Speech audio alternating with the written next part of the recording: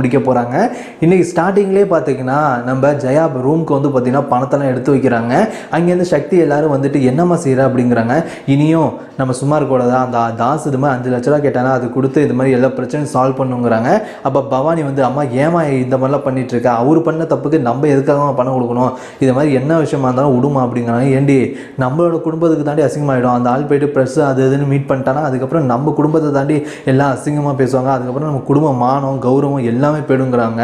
அப்போ பவானி ஏமா கௌரவம்னு ஏமா இப்படி பார்த்துட்டு, அந்த ஆள் எவ்வளோ பொண்ணோட லைஃபுக்கு எடுத்திருக்காரு, அந்த ஆளுக்கு தண்டனை கிடைக்க வேணாமா, ஏமா இப்படியே பண்ணிட்டுருங்க நீ, அது கிடைக்கணும்டி, நாளையுமே நம்ம பொண்ணு லைஃப்பையும் பார்க்கணும்ல, பவானி லைஃப் என்ன வருது கொஞ்சம் பொறுமையாக இரு அப்படிலாம் பார்த்தீங்கன்னா சொல்லிட்டு இருக்காங்க. அப்போ பார்த்தீங்கன்னா சக்தியும் அம்மா நீங்கள் பண்ணுறது தப்புமா, நீங்கள் சொல்கிறது எல்லாமே எனக்கு புரியுது, புரியாமலாம் இல்லை, ஆனால் இப்போ உடனே போயிட்டு அந்த ஆள்கிட்ட பணம் கொடுத்தானா அவன் திரும்பி நம்மள்கிட்ட கேட்டால் என்ன பண்ணுறது அப்படிங்கிறாங்க. அப்போ பொண்ணையும் ஆமாம் சொல்கிறத கேளுங்க, இது மாதிரி பணத்தை வாங்கிட்டு அவன் திரும்பி இது மாதிரி இந்த விஷயத்தை பற்றி பேசாமல் இருப்பான்னு நம்மளுக்கு எப்படி நம்பிக்கை இருக்குது, இன்னும் 2-3 நாள் போட்டு பொறுமையாக வெயிட் பண்ணி என்ன இதுன்னு நம்ம விசாரித்து நம்ம பார்க்கலாம் அப்படின்னு சொல்லிட்டாங்க. ஆனால் அந்த சுந்தரத்தை மட்டும் சும்மா விடக்கூடாதுமா, அவனை நினச்சாலே எனக்கு கோவம் தாமா வருது அப்படின்னு பவானி சொல்லிட்டேன். வெளியில் பார்த்தீங்கன்னா சுந்தரம் வந்திருக்காங்க. வந்தோடனே பார்த்தீங்கன்னா பவானி அப்படின்னு சொல்லி கூப்பிட்றாங்க. அதை பார்த்துட்டு எல்லாருக்கும் அதிர்ச்சியாக இருக்குது. அங்கேருந்து சக்தி வந்து பார்த்தீங்கன்னா டே நீ எதுக்குடா இங்கே வந்த அப்படிங்கிற மாப்பிள்ளை சொல்கிறது கேளுங்க மாப்பிள்ளைங்கிறாங்க. பவானிச்சு உன்னால கேவலமாக இல்லை, இவ்வளோ பெரிய ஒரு கேவலமான விஷயத்த பண்ணிவிட்டு திரும்பி எப்போ இந்த வீட்டுக்கு வர உனக்கு மனசாட்சி இருக்குது, முதல்ல இங்கேருந்து போடா அப்படின்னு சொல்லிட்டுருக்காங்க. அப்போ பார்த்தீங்கன்னா தூங்கிட்டு இருந்த சிவானிக்கு ஏதோ சத்தம் இருக்குது, அவங்க அப்பா குரல் மாதிரி அப்பா வந்திருக்க மாதிரி இருக்குது அப்படின்னு சொல்லிட்டு ஏந்திரிக்கிறாங்க. நீ முதல்ல இங்கேருந்து போங்கிறாங்க. இல்லை நான் இங்கே வந்ததுக்கு காரணம் என்னென்னா இது மாதிரி இந்த தாஸ் வந்து இது மாதிரி உங்கள்கிட்ட பணம் கேட்டானே அப்படிங்கிறேன். ஆமாம் இதுக்கெல்லாம் காரணம் நீ தானே, நீ செஞ்ச கேவலமான விஷயத்தினால தானே அந்த இது மாதிரி பல பேர் லைஃபை கெடுத்துருக்க, இன்னொரு அதே மாதிரி இந்த அனிதாங்கிற பொண்ணுக்கே கெடுத்து அவங்க குழந்தையும் கொடுத்துருக்க, உனக்கு அவமானமாக இல்லை கேவலமாக இல்லை, ஒன்றை மாதிரி ஒரு ஈனப்பிறவே நான் பார்த்ததே இல்லைடா அப்படின்னு சொல்லிட்டு வாய்க்கு வந்தபடிலாம் திட்டுறாங்க.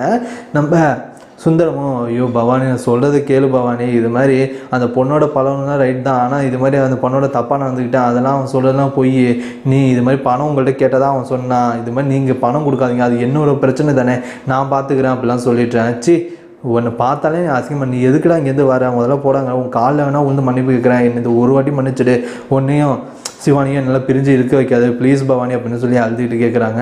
சி நீ எதுக்காக இங்கே வந்த, இது மாதிரி நீ என் புருஷங்கிற அடையாளத்தை வச்சுட்டு தானே இந்த வீட்டுக்கு வர, இது நீ என் புருஷனே இல்லை, இந்த தாலி தானே பிரச்சனை அப்படின்னு சொல்லிட்டு அந்த தாலியை பிடிங்கி பார்த்தீங்கன்னா கழட்டி அவங்க மூஞ்சிலே விட்டுடுறாங்க. அதை பார்த்துட்டு ஜெயா சக்தி பொண்ணு எல்லாருக்குமே அதிர்ச்சியாக இருக்குது.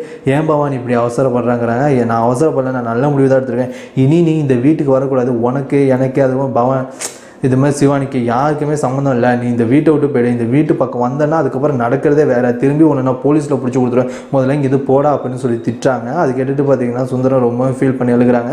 அப்போது பார்த்தீங்கன்னா இங்கேருந்து சிவானி வந்து அப்பா அப்படின்னு சொல்லி கூப்பிட்றாங்க, அப்பா குரல் கேட்குற மாதிரி இருக்கேன்ட்டு. அதை பார்த்துட்டு எல்லாருக்கும் ஷாக்கிங்காக இருக்குது. ஐயோ சுந்தரத்தை பார்த்துட்டோன்னு சொல்லிட்டு சக்தி மிரட்டி முதல்ல இங்கேருந்து போய்டு, இல்லை நடக்கிறதே வேறு அப்படின்னு சொன்னியும் சுந்தரமும் அவங்க பொண்ணை பார்த்துட்டு அதனா சிவானி பார்க்கல, ஃபீல் பண்ணிவிட்டு அப்படியே பார்த்தீங்கன்னா ரொம்பவுமே அழுகுற மாதிரி போகிறாங்க. இங்கேருந்து சிவானி வந்து என்ன அப்பா குரல் மாதிரி கேட்டுச்சு, அப்பா எங்கேங்கிறாங்க.